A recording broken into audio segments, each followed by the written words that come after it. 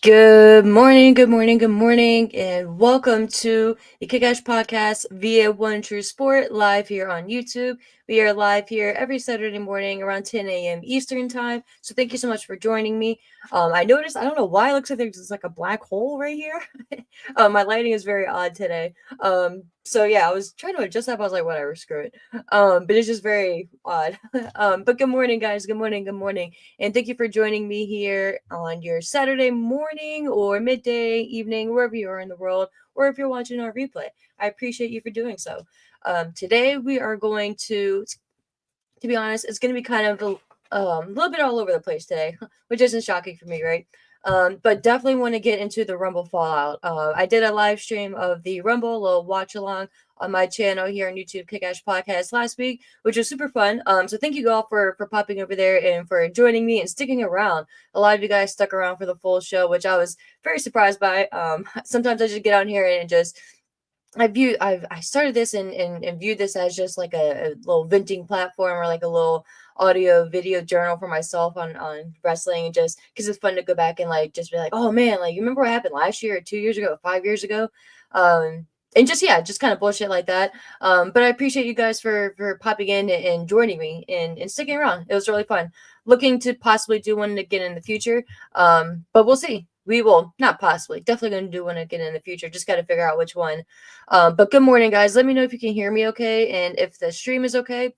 I was having some messages as well regarding like some internet connection issues, but I'm not sure exactly what's going on. It seems to be okay. I have another screen popped up here just to kind of check and make sure like what you guys are seeing is kind of streamlined. But yeah, just let me know. I'm gonna pull up the comments here as well to get interactive with you guys, because that's the best part for me, is chatting with you guys. That's the main reason. It's so funny now too, because I recorded a video yesterday on some Grand Slam stuff, and just not going live, it's kind of weird now. I kind of don't like it. I kind of like going live and bullshitting with you guys. So yeah, I'm gonna try to stick doing more lives. But good morning, good morning. What up, Sean? What up? What up? Good morning, man. Good morning, Eddie. Good morning, guys. Good morning, Fernando. Appreciate you. I saw some of your comments, Fernando, and of course you as well, Sean, on some of the some of the videos that I dropped. I think the AEW one specifically. So appreciate you guys. We are going to be getting into that here as well. We're gonna talk some Dynamite. We're going to talk a little bit of SmackDown, of course, and Fallout from the Rumble. So we're going to get into all of that here. Like I was saying, it's going to be a little bit of a random show. So if you guys have any comments or any topics that you want to bring up or chat about, feel free to just put it in the chat, and I will do my best to bring it up and to chat about it, right? But of course, if you guys know me, you know I have to have my cup of J in the morning. But I'm thinking, and good morning, Dr. Ross. Good morning, good morning, good morning, Maria. I think we're gonna start with the Rumble, though. Obviously, that's the big topic at hand. Um, it's there's so much to talk about. But the fallout from the Rumble and the backlash that Jay has been seemingly receiving, and his pick being, or him being the pick for the Rumble winner as such. Um, I'm actually a little surprised by the backlash, to be honest with you. I get what people are saying.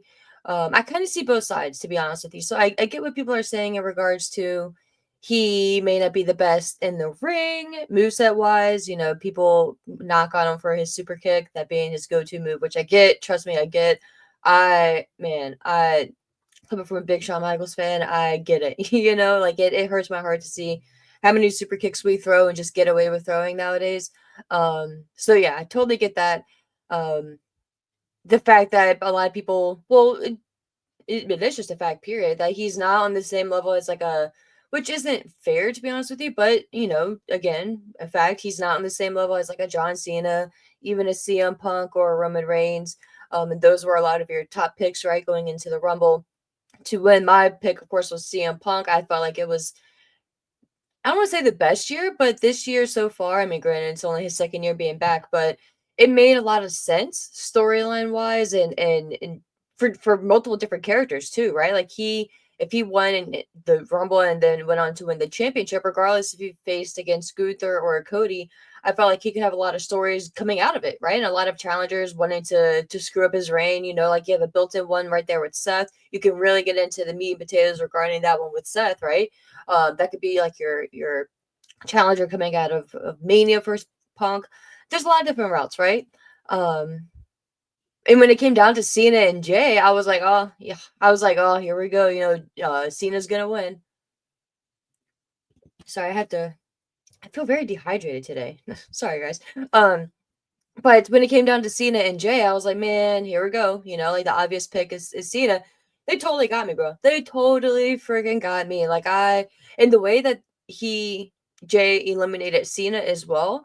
At first, I was like, oh shit, was that like not a mess up, but like, was that supposed to happen type thing? Because just by the way Jay was reacting too, right? Excuse me. Cena was standing on the outside of the apron, kind of looking towards, I think, the fans or something. Like he was turned around, and then Jay came behind him and like kind of like did like a drop kick or like nudged him out with his feet, and Cena went falling and landed. Great landing by Cena. Very very like the least risky way to get eliminated possible, right? Which I get. Like you need him for this year, but it was just kind of comical to me. I was like, yo, like can he get eliminated like any easier? But again, I get it. And then Jay, immediately when John's feet hit the floor and Jay was sitting on the mat, he was kind of like scooching back. He was like, "Oh shit! Oh shit! Oh shit!" And then I'm like, "Oh shit! Oh shit! Was that supposed to happen?" So yeah, it was just a wild night. And again, like I think the reaction of the fans too. At first, they were like kind of shocked, and immediately after it happened, right? And I think it was really cool. There's been video that's come out. Jay's son, I don't know his name, or maybe it's Jay. I think it's Chase. Um, Jay's son Jace was ringside, and there's a clip going around where Triple H, of course, was sitting backstage in a gorilla position, and he was talking to someone in the mic, telling Jay to go get his son, and that his son was in the Shield's corner. And if you guys remember, the Shield used to come out from actually, well, it's kind of typical, right? It's based on the camera views, but when wrestlers come out through the fans, especially from the top quarter, they come down and there's that one curve right before you get into the breaking for the announce table, right there. And he called that the Shield's corner, and I thought that was really cool. First of all, I thought that was a really nice touch and a little cool touch, that they referred to it that way. If that's what he meant, that's kind of what I took it as. And I don't really know what else you would uh like why else it would be called the Shield's Corner. But that's just what I made out of it as. But pulled his son Jace over there and they celebrated, and that was really cool, man. It was a cool moment, and I just like count me as one of the people that were shocked, because my pick was Punk. I was thinking, maybe they would go with Cena, but I was just like, that's too obvious. Speaking of obvious, we'll get into Charlotte here in a second. But I was just like, surely they're not going to have Cena come back and win the Rumble.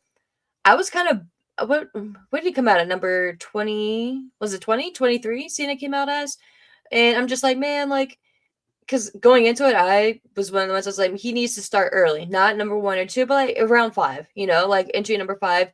And again, not even saying that he needs to be the one doing the heavy lifting or anything crazy like that, or be the star of the show or of the match, right? Or have the most eliminations, but be in there a good amount of time, right? Really put in the effort, because his whole thing was, like, oh, do I deserve, getting another title shot? No, I gotta work for it, right? I gotta work my way up, and I'm not gonna just use my name to get a title shot. I'm gonna earn it. So I'm thinking, shit, earn it, dude. Start the Rumble early. But no, he came in, I think it was like number 20 or 23 or something, but it was definitely later on in the match.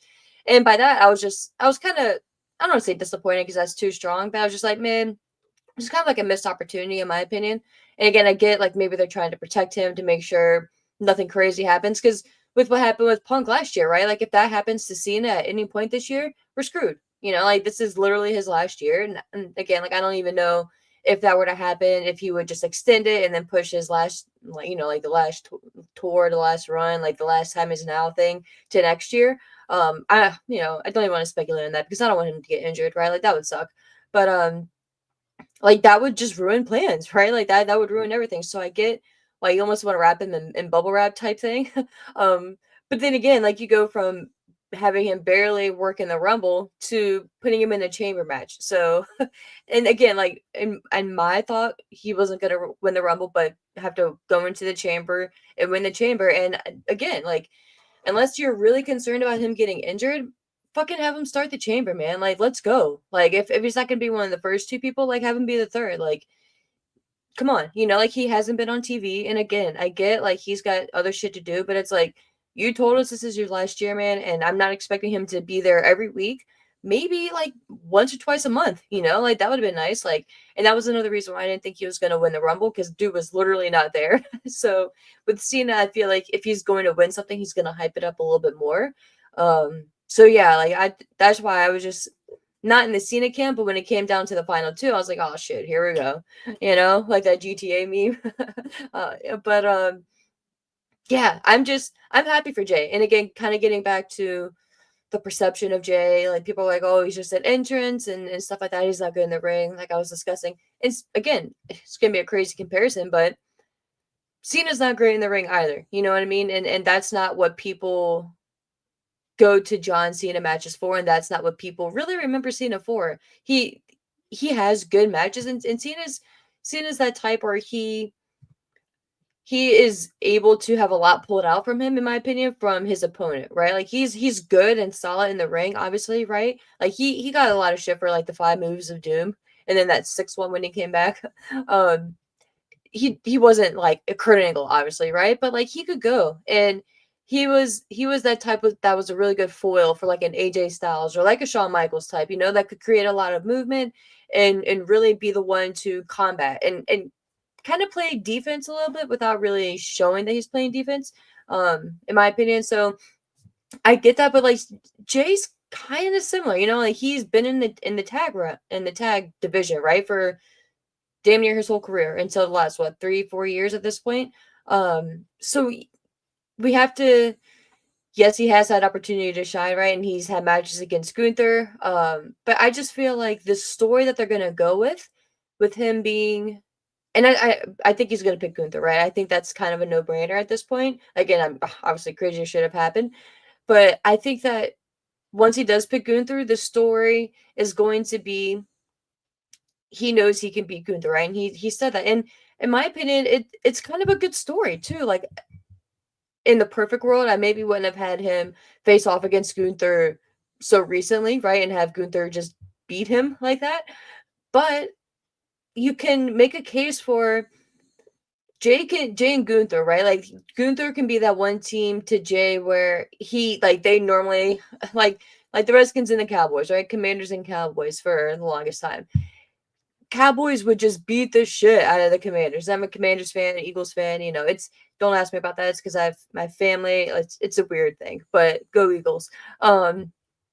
The Commanders would, I would say, 8 times out of 10, 7 times out of 10, get their ass handed to them by the Cowboys. And it was the most frustrating shit, especially on like your Thanksgiving games and stuff like that. You're just like, oh man, here we go. Unless you're a Cowboys fan, right? But it was just like, oh, it's so annoying. But like, if you were a Commanders fan, Washington fan, you were like, man, like this is gonna end every year, right? Like we had the shittiest team for the longest time. RG3 came around, and like, oh, here we go. And it was looking good, and then shit happened with him. And this isn't a sport podcast, right? I'm not gonna get into too much of that, but after that, we were like, here we go, like we're back in the gutters. But every year, like the kind of joke was like, this is gonna be our year type thing, and the same thing can be said and until this year, right? And like we just kind of like stuck with it, right? Stuck on that bandwagon. And this year we made it damn near almost all the way to the Super Bowl, which no one would have expected. I didn't expect shit. So to me, it's very similar to that of the story of Jay and Gunther, right? Jay knows and has this feeling deep inside of him that he can beat Gunther, right? Like he can make it. Yes, he doesn't have the best track record, especially against Gunther, or even in singles matches. Period, right? Like he won the IC championship, but then he lost it shortly after. And the story kind of was like, yeah, like Jay's good, like he's a good hand, right? But is he the main event? Like, can he hold the championship? Can he be that guy, right? Like, can he be the guy? And Jay believes it, man. And this Rumble win can be the kick in the ass that he needs, Like, it can be like, no, screw this, man. Like, I know I can beat Gunther. Yeah, I may have lost to him X, Y, and Z, like however many times, you know what I mean? But I know I can beat him, and I know I'm gonna get the better of him.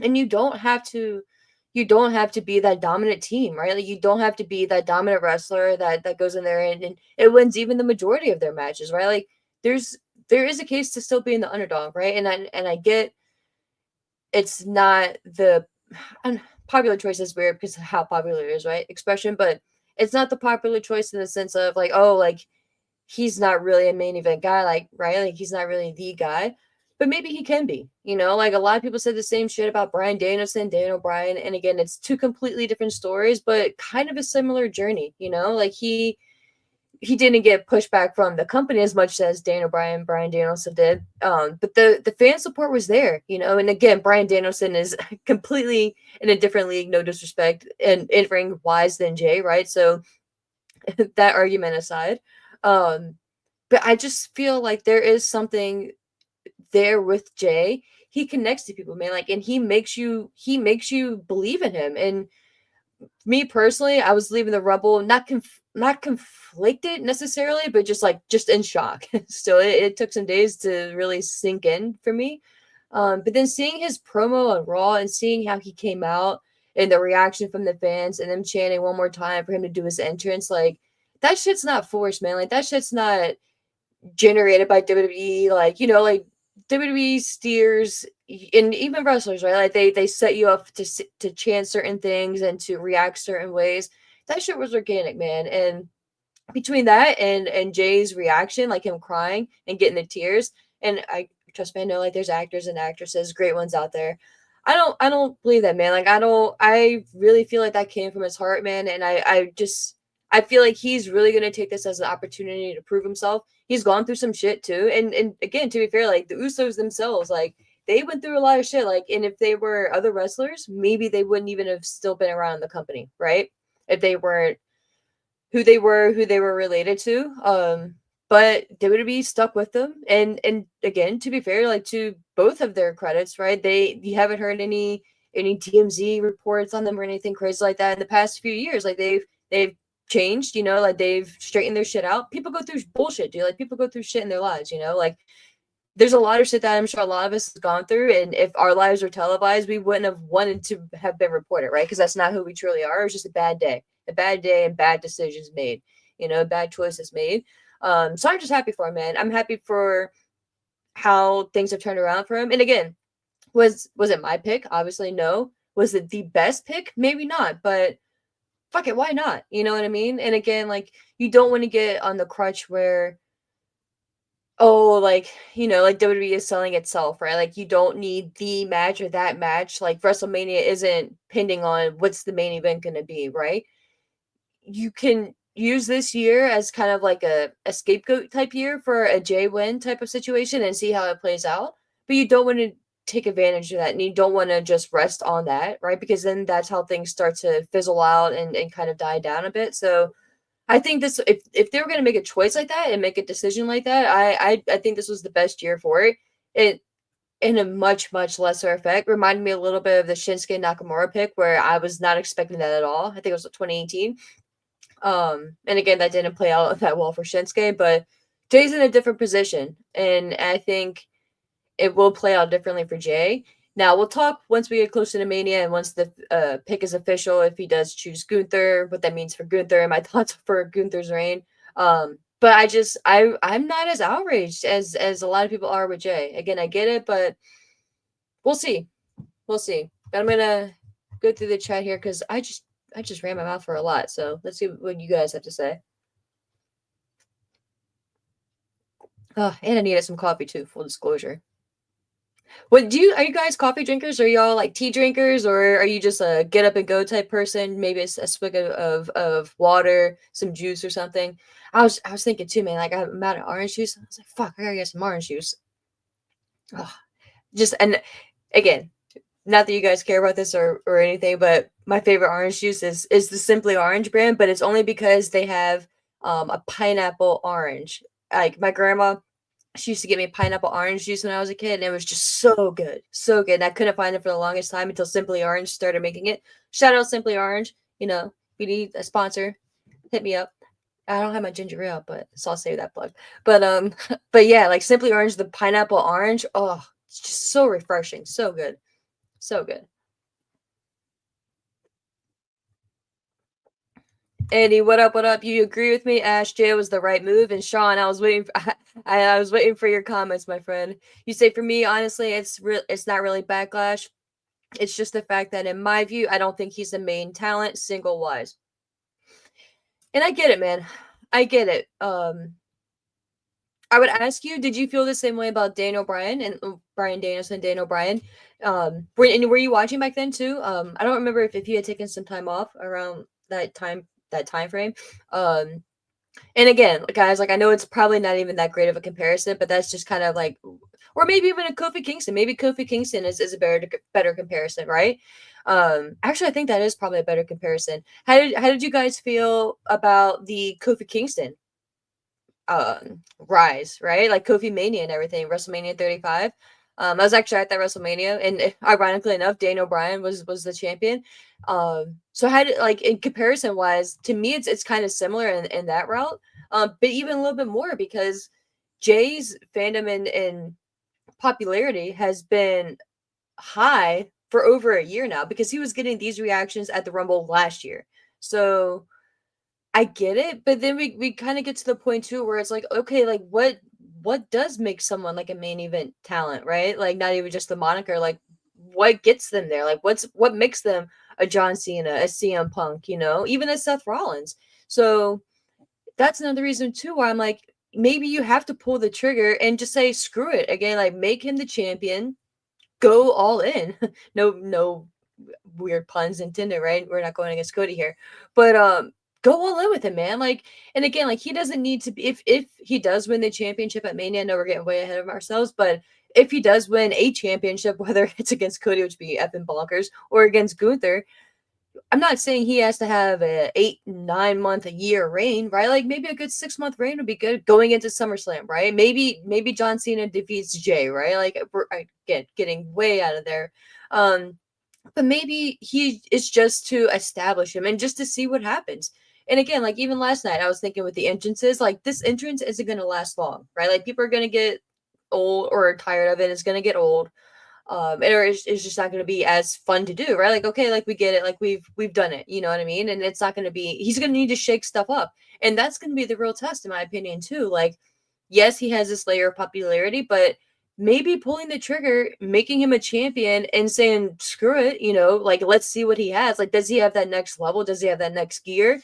Is he just about the entrance? Which I don't believe because before the entrance was even a thing, the emotion that he had with the fans prior to that stemmed from the bloodline, right? Like back when Jimmy got hurt and it was him and Jay, him, pronouns pal, Jay and Roman really building that bloodline storyline and really building the foundation with that. It was Jay. And again, like back then, people were talking about Jay being the one to dethrone Roman and being the one to dismantle Roman. And it wasn't that really like there wasn't much pushback about it back then. Like, of course, like, not everyone no one agrees 100% about everything, right? Like you can ask someone is a sky blue, and that'll be that person be like, well, no, actually it's da da da, which technically there are gases and stuff, but whatever. This isn't a science channel either. But it's just one of those things where I feel like WWE is kind of damned if they do, damned if they don't too. Like right now they're not really in that boat, but a big thing had always been, oh, they don't make new stars, like they don't put new people over, like it's just the same however many, like the same handful of stars. This is your opportunity, man. And again, if it doesn't work, that's okay. Like it's not a make or break it type thing. Like it's not like oh, all the rumbles are ruined now because Jay won in 2025. Like no, like you took a chance this year, you pulled the trigger on someone who the fans love, and it's not someone that it has been forced down our throats. It's not someone that's like it's kind of like a fake rise type thing. Like it's been really organic. So that's why I'm like, screw it, man. Like give him an opportunity to really showcase himself. And now that before, obviously, right, like the story and the idea wasn't to potentially put the title on Jay. Who knows when that title or when that decision was made? I feel like maybe it was maybe a week prior. But I'm sure going into Saturday night's main event, they were sitting there thinking like, okay, like yeah, we're gonna have Jay face Gunther, but Gunther's gonna beat him, but then Jay's gonna go and win the Rumble. Like I don't think maybe that was a possibility, but maybe they had like obviously like a lot of different options to pull from, right? So they were just kind of speculate or just kind of keeping that as an option, right? And maybe in the back pocket type thing. And then once they got closer to the Rumble, they were like, screw it, let's do it and let's try. So we'll see, man. We'll see. But again, I'm not saying what I'm saying is right. It's just kind of my take and my perception of it. And I don't want to say like benefit of the doubt or like anything like that, because to me it's not that bad of a decision. But again, like I totally get why people would have rather have had Cena win or even Punk, because like I said, like I was thinking Punk was gonna win, but my big issue with the Rumble was that fucking Logan Paul eliminated CM Punk. Like that shit made me so mad, so mad. And again, it was very well done because I didn't even think about it at the time. But CM Punk had just gave Kevin Owens shit.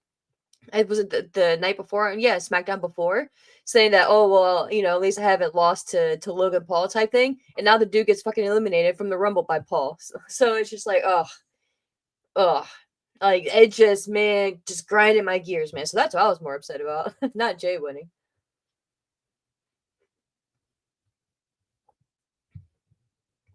Yeah, Sean, it does vary from city to city, but it's still, and that's what I was saying too. Like the main, like when he came back out for the main event on SmackDown, like it wasn't as strong, but it's still there, man. It's still there. So we'll see. Yeah, Eddie says, Ash, the people at the arena says, otherwise people went crazy, happy at the Rumble. Exactly, dude. Exactly. And that's what I'm saying. I was at the Rumble last year when it was here in Tampa, and people like kids were just in love and obsessed with Jay, man. Like this little kid in front of me was arguing with this other kid. Like it was a much older kid. Well, the other kid was probably like 12, 13, and the kid in front of me was probably like 6, 7, 8. I don't know. I suck with kids and like guesstimating their ages. People, one of my, all right, so my part-time job, I'm not going to give it away exactly where, but my part-time job that I work in the evenings is one of the, it's a very big clothing company, and definitely ain't no like, it's not like it's, I'm not going to say the name, but it's a sports company. I would say a sports athletic company. One of the, if not the biggest one, that rhymes with spiky. Um, so I work there in the evenings, right? So people come up to me all the time. They're like, "Oh," and it's funny too. Like, especially when the kid ain't even there, but they're like, "Oh, like what size shirt do you think my kid is, or do you think a medium will fit my kid?" I don't fucking know. First of all, I don't have kids. I have no fucking idea. I don't even know what size I wear. I gotta try shit on. I gotta return half the shit. I don't fucking know. So don't ask me about like what size shirt your kid wears or anything like that, or to guesstimate ages for kids. I have no fucking idea. I just know they're young, and like once they get to an age where I can play with them, that's great. Because when they're a baby, I don't know what to do. You know what I mean? Like I don't want to hold the kid the wrong way. I don't like break the kid. So I'm just like, no. Hey, how you doing? I'll wave. But so back to the main point here. The kid in front of me was probably like 5, 6, 7, 8 years old, whatever, and the other kid was almost a teenager, young preteen, whatever. But the main point, the kid in front of me was just losing his mind over Jay, right? Like he made a sign and he had those string lights in it that had like the blue string lights that was lit. It was actually a really cool sign. That like I saying like it said I came here to eat, which is weird. But and like like had little like Jay cutouts and everything. But this kid was obsessed with Jay. Like every punch that someone would throw that he liked, he would yell yeet. Like it was just a thing, right? So it has been that strong for this dude since last year, man. So Eddie, like, yeah, like I totally, it's, and that's why I'm like, you would, you would almost kind of, you can always make an argument for WWE for not pulling the trigger. And again, like I know the Rumble is a big deal, like the biggest deal, right, for a victory. But man, like I just feel like I'm actually kind of happy that WWE is taking a chance. Like yeah, he's not the guy, but maybe he can be positioned to be closer to the guy. So we'll see.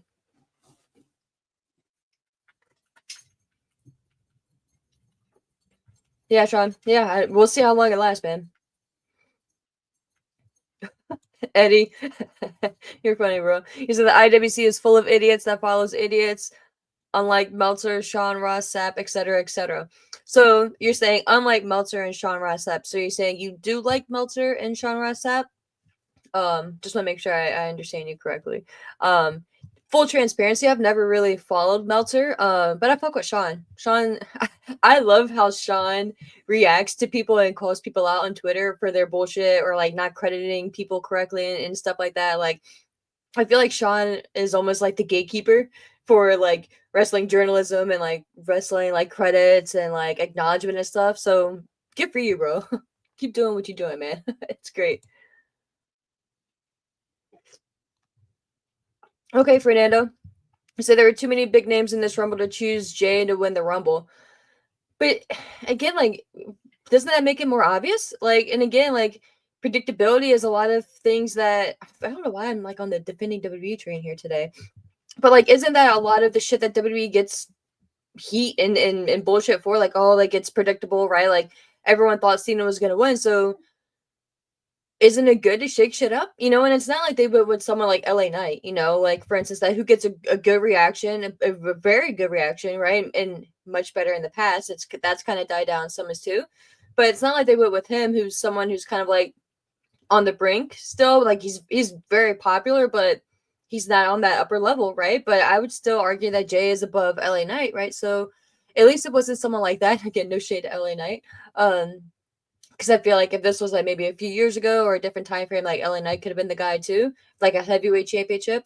Like not the WWE, but who knows? But I don't know, man. Like I just feel like why not? You know, like sometimes in my opinion, like you have all these super obvious picks and decisions, and that's when you go with something that's completely out of left field. So I think that's what they did. Mm.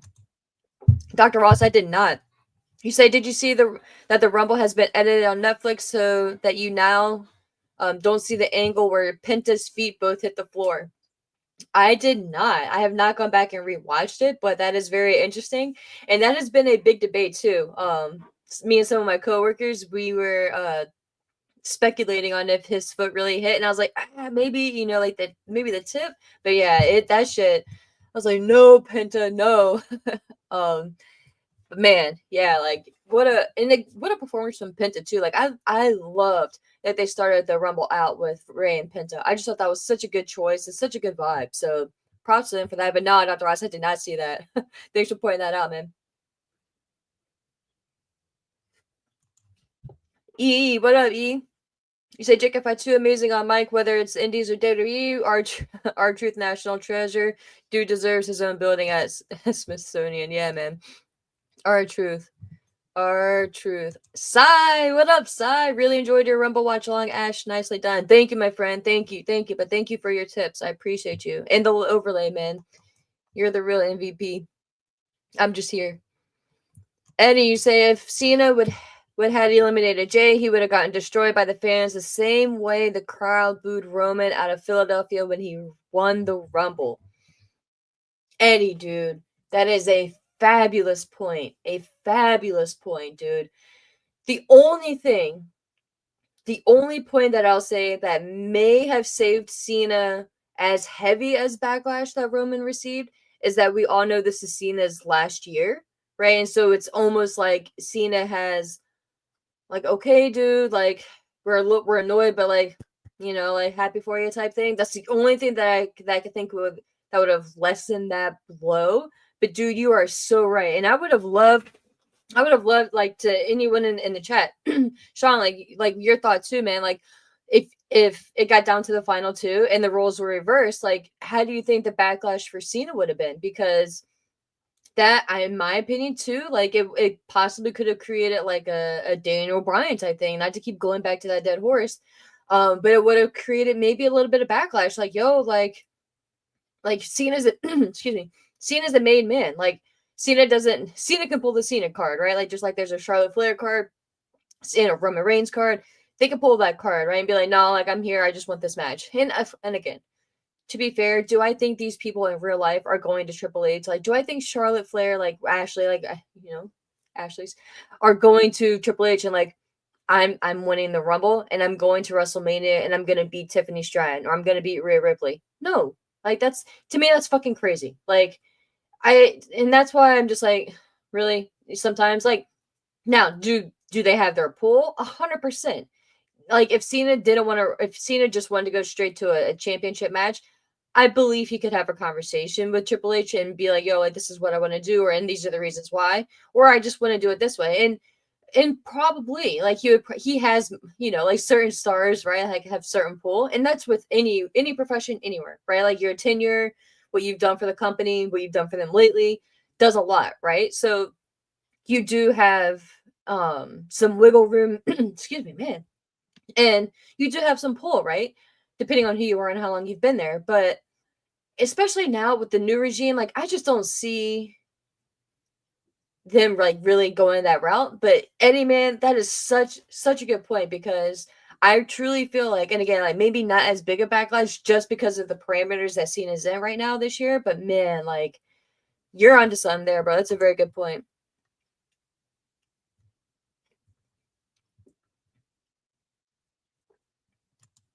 Eddie again. It's perfect sense for Jay to have won. If the plans is to have Braun or Jacob Fatu beat Jay at SummerSlam if Jay beats Gunther, man. So again, talking about SummerSlam, having Jay take it to SummerSlam, can you all imagine? And we had to figure it out because Fatu is on one brand and Jay would be on the other. But I mean, they do have that trade portal, right? Like, who knows when that thing opens? There's who knows what the official rules are for that portal. But having someone like Jacob Fatu dethrone Jay, like that could be nice. That could be nice. Um, there's just so many possibilities. And again, like there's so many options too, because like you have Drew, you have Sami Zayn, you have Seth, you have CM Punk, right? Like that could be fun. CM Punk doesn't really have that big of a direct story with Jay. But you can go back and obviously revisit it with Gunther. But you have so many different options for Jay right out the bat. So Fernando, yeah, he's totally choosing Gunther, totally choosing him. And to be fair, too, like the story with him and Cody, like they're buds. Like, why would he? Maybe just like a mutual respect type thing if you were to choose Cody. But why? I don't. The story isn't there with Jay and Cody. I mean, it could be, but like even storyline wise, like it wouldn't make sense for Jay to choose Cody outside of the mutual respect type thing. But I just, yeah, it's pretty certain that he's gonna go for Gunther.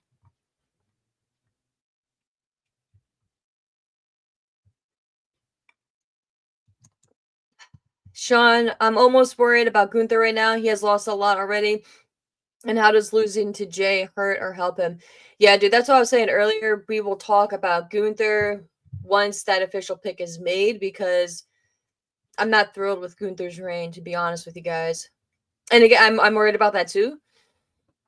To me, they're almost, not to get too into it, but they're almost, and I don't want to say taking advantage of Gunther, but they're almost in the vein that Gunther's a made man, and like, oh, like almost like he's indestructible and like he can take losses. And I don't, yes, that's true, but like yes and no type thing. Like Gunther still needs the machine behind him, and it just truly hasn't been. Now, of course, right? Like dude like just broke the record for the IC championship reign. Like they're not like mishandling him, like, or they're not just like treating him like shit, but I just think they're, I don't, taking advantage isn't the proper phrase, but they're just not really,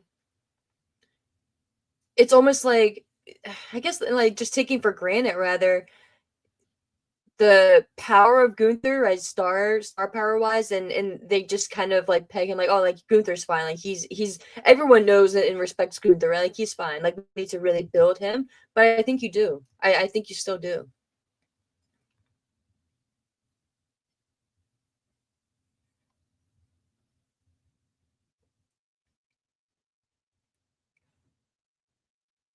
You don't think Jay's winning at Mania? Okay, okay.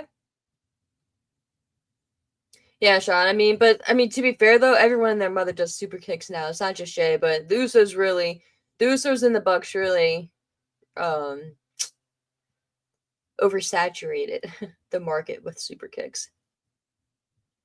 Yo, yo, what up, the boss? Yes, actually, I do have some opinions on the recent releases. Let me get. It's actually, we'll use that to segue into that topic. I was not going to, or I did not have that plan to speak about, but thank you for bringing that up, the boss. And that's what you do, being the boss. You direct shit. So great job. But I know Sonya Deville was one of them. Let me get this shit pulled up. Da-da-da. Sonya Deville was one of them. Cedric Alexander, Authors of Pain, Paul Ellering, and the other was Blair Davenport, I believe. Um, I believe those were the official listings that were released. I'm getting it pulled up here just to make sure I have the proper list. But I'm pretty certain that's what it is. God, some shit, man. Some of this shit on Twitter, yo. Um,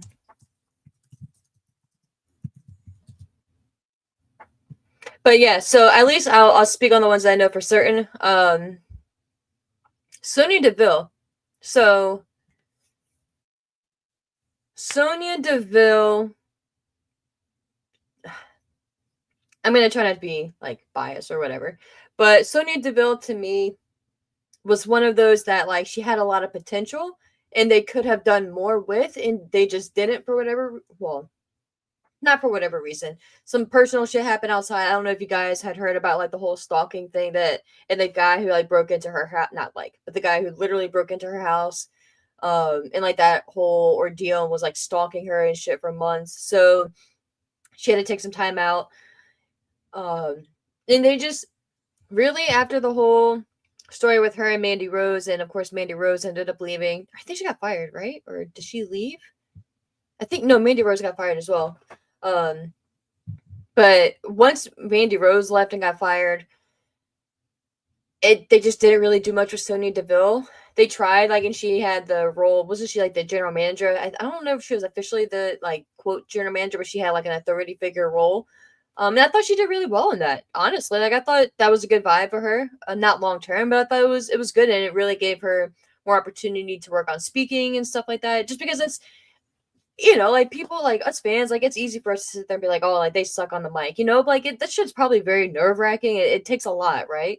So you need repetition. You just need time. You just need TV time. Like, yeah, like doing it in front of a camera and recording it is one thing, but getting live mic time is completely different, right? So I think that was a good opportunity as well. But what in just coming back with the Pure Fusion collection or whatever the bullshit name was, like it didn't work for me just because like it was a cool idea, but it just you could tell like there was real excuse me, real no support behind it, and they just weren't gonna go anywhere with it. So it's almost like we're just going through the motions, and not the wrestlers, but just like going through the motions in the sense of there's talent, we'll put them out there, and that's what it was. And that's just really unfortunate for me because I think Sonya Deville with her background as well, I think she's gonna do pretty well in the indies if she wants to continue wrestling. I think she has like branched out into like some media. I don't know. I don't think acting, but she's like done some like TV stuff, of course, with like Total Divas, but like other stuff, I think. Or maybe modeling. I don't know. I just feel like she's done other stuff as well. But I think that she could do really well in the indies, and I think she would thrive in TNA. Honestly, like I think she could really go in there, hone her craft, really develop her character, and develop a character, whatever route that one she wants that to be in. Like I think it was like the Pride Fighter, like something like she was going like that kind of like vibe, like kind of like a MMA like type of vibe character, like a Shayna Baszler, ironically enough, in her group, but I just think she could do really well in TNA. And I think she could almost kind of be like a Deonna Purrazzo, where like WWE may not have known really what they missed, and maybe not even to the full effect of Deonna, because I think Deonna is just great and she's so well on the mic as well. But I think Sonya Deville could really have an opportunity to go out there and thrive. And I don't want her to go to AEW anytime soon. Like I would love for her to go to TNA. And I think with her contract, they didn't fire her directly, they're just not renewing it, so whenever it expires she'll be done, but therefore she won't have a 90-day clause either. So once she's done, and I'll be really interested to see like if she does pursue with wrestling and continue with wrestling, and if she goes to like a TNA, and I just really hope she does. I really hope she does, because I think she could thrive there.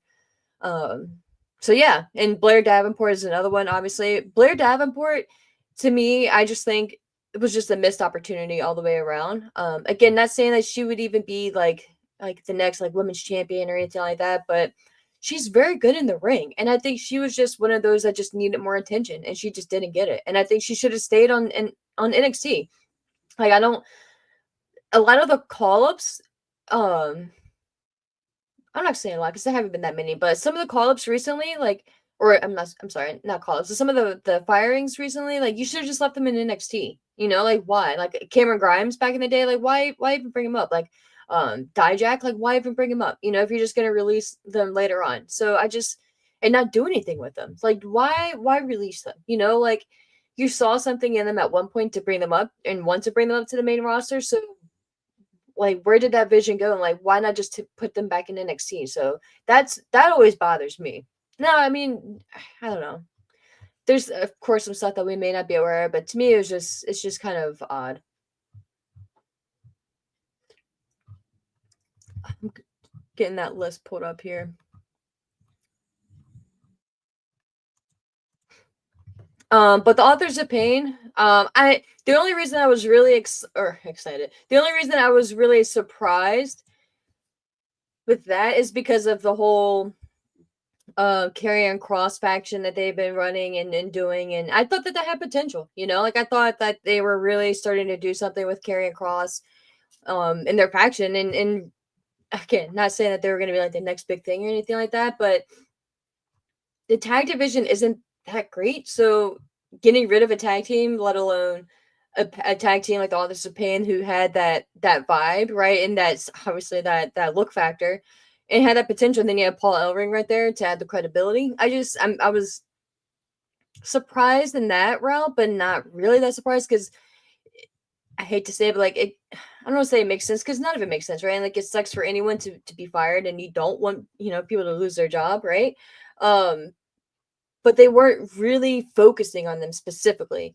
So it's not like they were pushing, then like, oh, you're gone type thing. It's like, okay, like they weren't really doing much. So that's why I wasn't like, oh my god. But it was still like really, but whatever. Like it's again, like I would love to know like what they really like the thought process is when they're going through the list and cutting people. Like it's just got to be such an odd thing too. Where's like I thought there was like an actual fucking list. There's so much shit on Twitter. God, I was trying to go to Sean's page really quick, but he's retweeted so much. But of course, Cedric Alexander, like I mentioned, to me, a no brainer. He's where he's going. Um, like the Hurt Syndicate. Like, come on, like if you needed a safe bet, that would be it. The one that probably would not net you much money. But yeah, Cedric, that's pretty much a no brainer for me. That he's going to AEW to be in the Hurt Syndicate, and that'd be cool. And God, talk about AEW, which we may use that to transition, but I do want to talk about Charlotte here really quick before we get to AEW. So I'll just table that for now. And then who else did I mention? Oh, fucking Costco brothers, please spare me. Oh, and then Kevin Owens has re-signed, so that's good. That's good news. But yeah, let me know in the chat if I missed one. But yeah, like it sucks, you know what I mean? But a lot of it could be a blessing in disguise. I mean, again, look at Matt Cardona, man. Like that dude has just been thriving.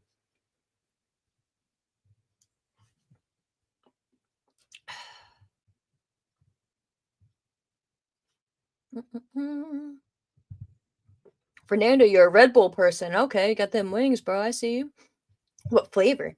The standard kind? Do you like the blue or the yellow?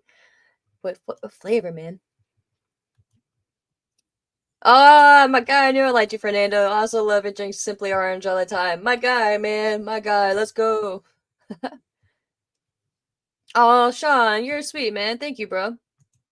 I appreciate that. You say you deserve this. Those tears are genuine, but as much as I don't love him as a singles wrestler, I'm worried about Gunther too. I like Jay, but nervous. Thank you, Sean. You're a real one, man. I appreciate you so much. That's very kind. Very kind. Yeah, and again, cool. I'm happy you felt like the tears were genuine too, because I saw a couple of people saying like, oh, like you could fake them. And again, like I know you can fake tears, right? Like I watch TV, right? Like I get it. But like I just thought they were, like I don't know, especially for guys, man. Like again, this is gonna be like judgmental, I guess, but like, and again, before I even say that, shout out to LA Knight for his little PSA on mental health, directed towards men, because it's okay to cry, guys. It's okay to cry. Like I hate that stereotype or that that whatever that like, oh, like you're weak if you cry. Like, no, dude, like fuck off with that. Like, no, like it's cool to not have emotions. Like that was always so odd to me. Like, why is it cool to not have emotions? Like, I mean, to be fair, like I'm not a big crier. Like it takes a lot for me to cry, but it's not like I lack emotions, you know, like just my eyes are weird. But thank you, Sean. I truly appreciate you, man. But again, like I'm worried about Gunther too. I like I said, we'll get into Gunther when we get closer to Mania. But man, like I was saying earlier too, like I just feel like they're kind of almost neglecting the fact that they need to I don't want to say handle Gunther with care necessarily because he's not that fragile, but like put more respect on his name. You know what I mean? Like put more. I don't know, man. Just like respect him more. So I get you, man. Yes, Rob's coffee equals life. Fuck yes, my man. Hell yes.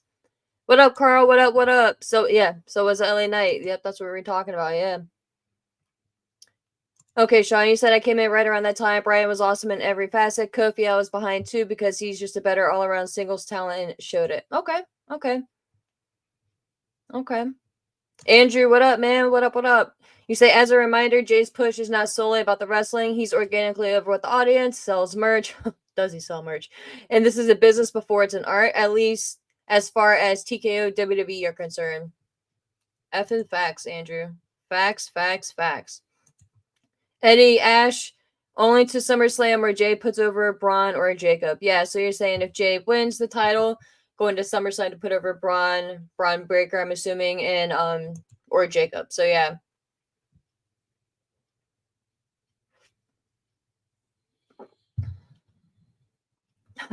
John John Woodmess, what up, bro? You say Jimmy needs to pull a reverse Uno, call himself a reverse Uso. Thoughts?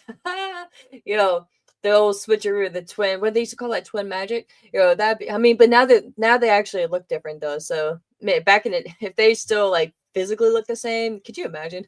could you imagine, yo, like the heat he would get if we got close to Mania and like he just like took out Jay and the entrance comes out, like the music plays at Mania and like the fans are going crazy and they're eating all that crazy shit, and all of a sudden like at the corridor, like at the top, you see up there and he has the glasses and everything and you think it's Jay, so you're super excited. He takes the glasses off. I mean, it'd still be hard to differentiate them, but it's Jimmy, man. Could you imagine the heat that dude would get? Oh, he may get pitchforks, you know what I mean, like type shit. They may not let him down. That'd be crazy, bro. That would be crazy. Dr. Ross, are Cody and Jay the only people to pin Roman in the last 5 years? I believe so, my friend.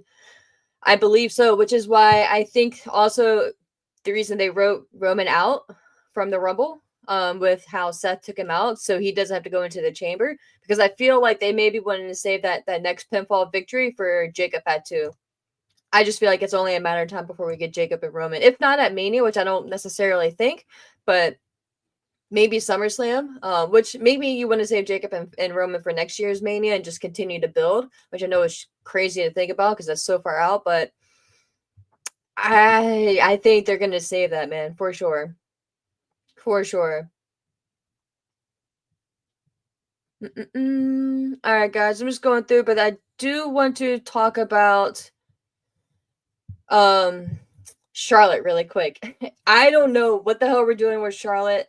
I was like, oh, there's no way. There's no way they're gonna have all these video packages for Charlotte. They're gonna tease like or hype her up rather coming in and just do all this and then have her win. Surely she's not gonna, oh, she's number 27. Surely she's not gonna come out now and win. I'd be damned. I'd be damned if that's not exactly what they did, bro. And I was just like, really? Really? Like that was the one I was more, I'm not gonna say outraged because I wasn't that upset, but that was the one that I was more bothered by choice wise than the men's Rumble winner victory, because I just think like to me, you don't do all the video packages, all the hype building Charlotte up to have her then come in and win. And you know, whether you agree with it or not, if you're a WWE, Charlotte, whatever, like the perception and the stigma that's out there regarding the Charlotte character, right? You know, the thing is, and not the joke, but the the vibe is that, oh, she comes in and she just takes over, right? Like it's all about her. She goes straight, like whenever she's out for injury or just out, like she comes back and she goes straight to the championship. This was your opportunity not to do that. You either, in my opinion, you either A, have her come back as a complete surprise, and then if you need to have her win the Rumble, fine, then you do that. But at least it was a surprise, and we weren't like the thought was in our minds, but we weren't 100% certain, right? Then you have her come back in and win the Rumble. You don't do the hype videos and you don't do the promos, and because to me they were just fucking confusing too. Because it's like, okay, like I'm supposed to, I'm not hate her, but I'm supposed to like dislike her, right? Like, okay, like she's this lavish, like fancy girl, like she's on yachts and all this shit, like that's what she's been doing, you know, like she's just the finest of everything and all that. Okay, fine. So I'm supposed to dislike her. Now she comes back and she speaks, and now I'm supposed to feel bad for her because like she's been out, like she was out because of this crazy injury. And again, like personal, like in real life, of course she was out because of like a just crazy knee injury, right? Like she like blew up her knee type shit. Like everything was torn. So personally, yeah, like I feel for her and like I respect her like 100%, you know what I mean? But like that's not the story. So on character wise and story wise, all these packages were like, oh yeah, she's out there living the life, right? Like she's on the yacht and all that bullshit. But now she comes back and she speaks, and it's like she's starting off and she's like, oh, like oh, like not woe is me, but like she's kind of like talking out of both hands, right? Like she's like trying to play up the fact that like, oh, like she's Charlotte Flair, right? And we should bow down. But hold on a second, I gotta pull up my phone. But so yeah, so you do that, and then she comes out here, and then so like I'm just really conflicted on how I'm supposed to feel for her as a character. You know what I mean? And when I have that confliction, I either A, don't give a shit, or I'm just like, I just don't want to, like, I'm just gonna boo you. You know what I mean? Whether I'm supposed to cheer for you or not. I'm just like, it's just like a default reaction then. So I think they are just making it way worse for Charlotte. Like if the whole plan, which obviously it seems to be, was to have her come back at the Rumble and win. Don't do the video packages. You can do those packages later, then, right? Like if you feel the need to like hype her up or whatever. I feel like the last person who needs like videos is Charlotte, but I digress. Um, and then you just really have the story being who's she going to choose, right? And I think they did a well. I thought they were doing a good job on Raw and potentially have the story like revisit the story between Rhea and Charlotte. But then I didn't like that Rhea was kind of the perception was that to me it just seemed like she was a little bit lower than Charlotte. Like she was like, "Oh, I respect you, Charlotte, but you don't respect me," type of thing. I'm like, "Fuck that, dude! Like you're Rhea Ripley. Like who cares if Charlotte respects you or not? Like you know who you are. You beat Charlotte, so screw that, dude. Like if she doesn't respect you, she can kick rocks. Like that's up to her if she wants to choose you. If not, what cool." Then you're gonna continue. You're on to bigger and better things, right? Like let Charlotte go and do something else in on SmackDown, right? But like you shouldn't be out there like saying like, oh, Charlotte doesn't like screw that, dude. Like you shouldn't care. I mean, I get like you want people to respect you, right? Like if you're the champion, but that shouldn't be like your main concern. Like your main concern should just be defending the championship, and once the challenge is made, then you get into it, right? But like I just didn't like the presentation of it at all, and I just feel like they're just they're making it more complicated than it even really needed to be with Charlotte. So, and having her come out at 27, I just think was just laughable, laughable. Oh, but yeah. So I do want to talk about AEW here really quick, um, guys. What the hell? And if we have any people here from Australia, let me know. But like, what the hell is going on with Grand Slam? Like that, I did a show. Oh, I did a little video on that on my channel here on YouTube, Kickash Podcast. Not a cheap plug. Maybe it kind of is. I don't know. But my full thoughts, you can listen and check that out because Tony Khan addressed like the whole. Oh, was it a pay per view? Was it always a TV special type thing?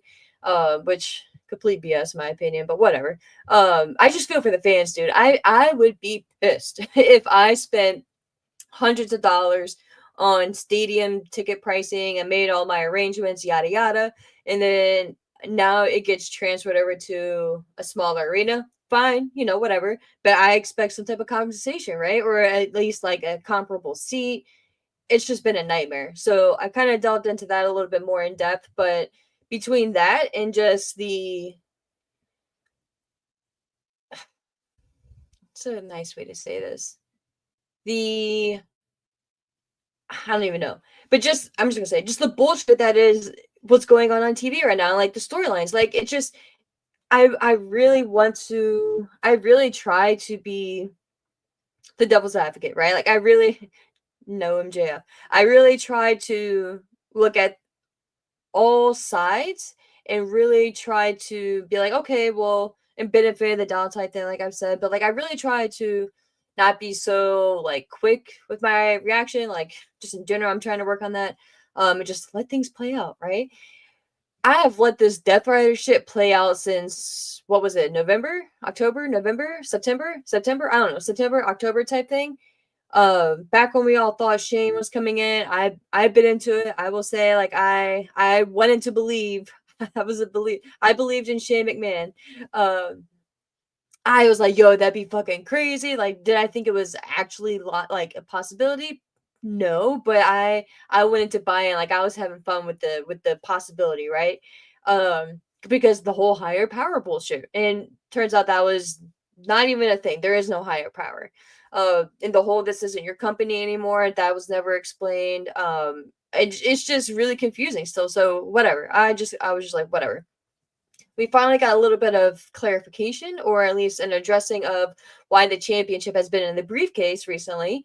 And Renee and actually mentioned on, I don't think it was aired on TV, but it was I think on Twitter or something. Or maybe it was on Collision, but they released the full promo. I don't know, summer, but I saw the beginning part where she was like, like addressing the elephant in the room type thing, like, like her and Mox are obviously married, but when the red light goes on, like he's a completely different person. Like it's all strictly business, which okay, thank you for addressing it, but come on, bro. When your husband, I don't give a shit what it is. When your partner, your husband, whoever it is, even your best friend, tries to suffocate someone else with a plastic bag, I don't give a shit if it's the red light, the green light, the black light is on. You your character, you have to address it, bro. Like you can't just ignore that. And what always bothered me about that is like, okay, like you feel strongly about all this other dumb shit that happens on the show, but like when this dude just had a plastic bag pull over his face, when they're doing all this other crazy shit like pouring chemicals over Orange Cassidy's face, like you're not really outraged about that, or like what the fuck about that? Like that's why I'm just like, okay, come on, not a big deal, but just like, okay, dude, like come on. And I love Renee Paquette. I think she adds so much to the show, and I'm not even blaming her or Moxley. I feel like she should have, like, it's just one of those sticky situations where she shouldn't even. It should have been addressed, but like not addressed from the jump. Like the second that shit happened with I was trying to say Dane O'Brien, but then I was going back to Brian, and I just created a third person, a third name. But that really threw me off. But that night, that media scrum, and I don't remember exactly what she said, but it was, they were almost kind of mocking it, and it was RJ City too, and I know Tony Khan had cut the media scrum because he had to go address, I don't know, like he had to adjust shit, but it wasn't directly with John Moxley. It was never addressed with John Moxley, and I'm trying not to get into that cluster, but it's just like she should have been like, she should have just made a blanket statement then, like, I do not condone any of this. We will be speaking, um we will be speaking behind closed doors. I do not condone any of this. Yes, when the red light is on, he is a professional, I am a professional. Our relationship does not come into play with things, but I am still his wife. I still go home with this man. He is still, you have to bring up the kid, but I am still his wife. I do go home with this man regardless of what he does on TV, who he is on TV and in real life, and who my husband is. Like, I don't condone that. So I will address this with him later, and whatever. But at least it's addressed, and maybe I missed something. Put that out there. Maybe I missed something way back when, but fast forwarding back to now, and the whole briefcase thing, and they're like, oh, and Mox is like, oh, well, what, you don't need to see, what is this, a petting zoo? Like, you don't need to see the championship. Like, I'm the champion. I am the championship. Which was pretty cool. Like, okay, I can get that.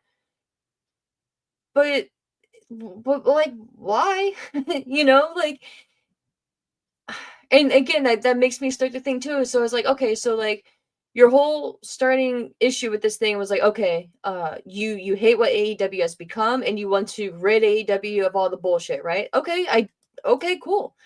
Why you started with Bryan Danielson, the dude who was literally on your team and who like very similar mindset to you, like, okay, like I don't really understand that, but fine. Maybe it wasn't even Bryan. He was just in the wrong place at the wrong time. Maybe it didn't matter if it was Brian or Joe Schmo, Smo or Joe, who was the champion. Moxley just needed to take the championship because that is the symbolism of power. Okay, I can go with that. So you want to take over, and you want to be the face of the company, right? Like you being the champion, that is the mindset behind it. Okay, cool. You have 20 other people on the roster walking around with titles. So if I'm flipping through the channels, or if I'm just like like kind of a casual, or I'm trying to get back into it, I see all these other champions, but I don't see the champion. And then you had to rely on commentary like, oh, like there's Moxley, our AEW world champion. And he just looks like another dude in a group, wearing a white tee. And that's just, again, like I liked his explanation. I could kind of get it, but to me it's just still too hard to really accept. And that's just me. I will say I died. I'm not gonna say I died laughing, but I cracked up when at the start of Dynamite, when when Renee was outside. They were like out in like the parking area or whatever, and they were addressing Renee was out there, and they were trying to talk to, oh my god, who was it? It was Jay White, and he was the, I almost said Blackpool Combat Club, but the Death Riders showed up, and then it was FTR behind them. They didn't know they were there, and then all of a sudden they all start brawling. But Marina Shafir and Renee's still standing here. So like Renee's right here, Marina Shafir's right here. They start brawling. Marina just comes and swiftly just picks up Renee, throws her over her shoulder, and just carries her off the screen. Tremendous. Like that's probably the best thing Marina has done. It was just so, I don't know why that cracked me up, but I kind of dug it too, because I was kind of like, okay, like Marina is Moxley's like powerhouse, right? Like Moxley's China. So she is protecting Moxley's queen. So that's why I was like that kind of like I liked it. I liked it. You know what I mean?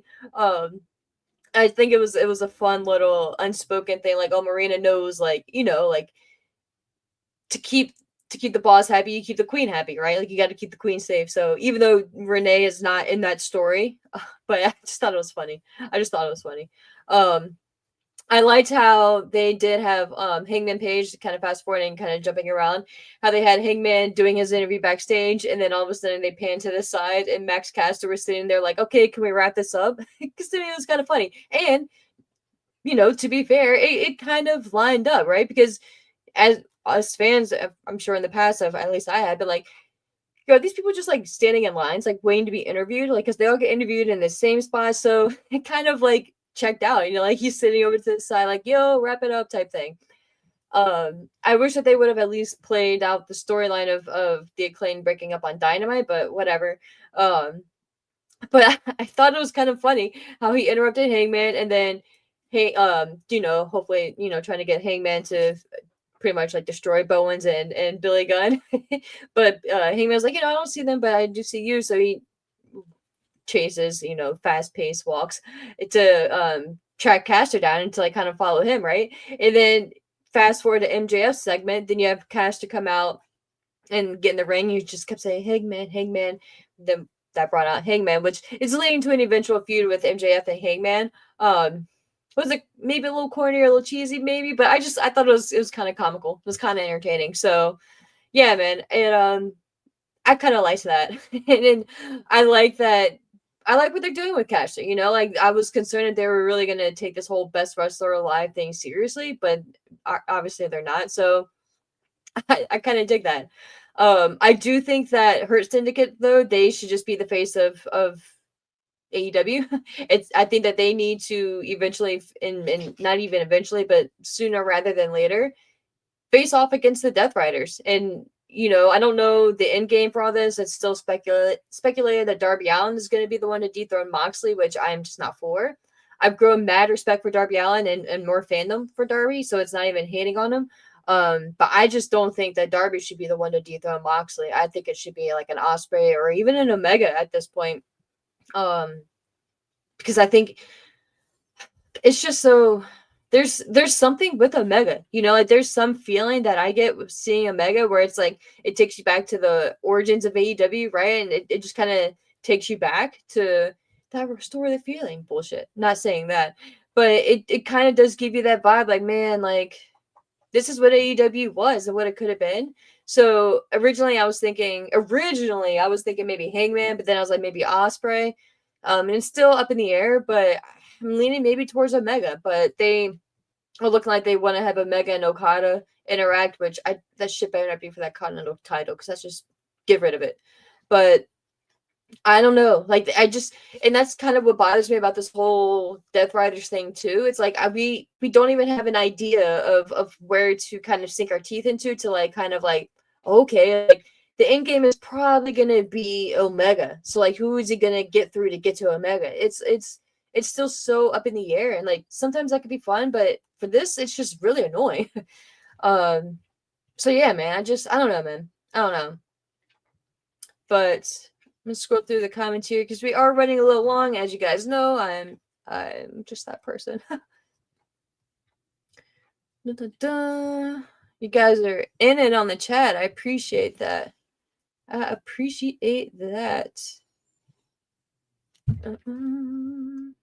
Sean, again, man. Yo, appreciate you, bro. Thank you, thank you. You said, well, they did have multiple options with the big four. I've talked about so much shit, dude. You're gonna have to with the big four. Wait, they did have multiple options with the big four. Was that in regards to AEW and the pillars, or what was I talking about, dude? The big four. See, this is why I should probably have a format and be, more structured. But like, you got to jog my memory there, man. Oh, I see y'all are going back and forth about Jay. Yeah, man, we can sit here and talk about that for another hour, for sure. Ugh. Dun, dun, dun. All right, but we will be wrapping up here within the next few moments. But until next week, though, guys, and I will try to do a show maybe tomorrow on the Kick Ash podcast on my YouTube here. So definitely check that out if you'd like, or subscribe over there. No pressure. I'm not really one to sit here and plug, but at least for this channel, please do like the video or dislike. If you dislike it, that's cool too. Just let me know why. I want to know why. But let me know your thoughts. Next week, we'll probably be getting into AEW Grand Slam a little bit more, seeing what has been added to the card, doing a prediction show, and for whenever the show is going to air, right? We'll chat about the show for whenever it decides to air on whatever platform at whatever time. No, to be fair, though, it does look like it is going to be airing immediately after the NBA All-Star game. So wherever you watch that, TNT, whatever method rather. But it will be streaming on Max as well. Why they can't air the live stream on Max and then the replay on TNT still, I don't know, but whatever. Just whatever. That is such a cluster F, you know what I mean? Like how do you announce a show so far out and not be prepared? So until next time though, thank you guys and have a good day.